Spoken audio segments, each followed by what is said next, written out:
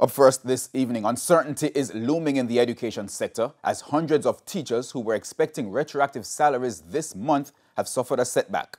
Education Minister Favour Williams confirmed that issues which led to the non-receipt of outstanding pay have not been resolved. Teachers were expecting to receive retroactive salaries during this month's pay cycle. The Jamaica Teachers Association has given the Education Ministry until the end of today to pay the outstanding amounts and said normality could not be guaranteed.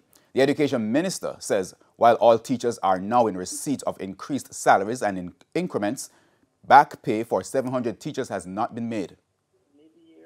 Mid-month, or whatever the situation is, and those will have to be dealt with manually in order to update the system with correct dates and so on. And the commitment is that by the next pay cycle, which would be April, all those back pay issues would be resolved. But there should be no teacher out there that did not receive their salary, their normal salary, at the new level.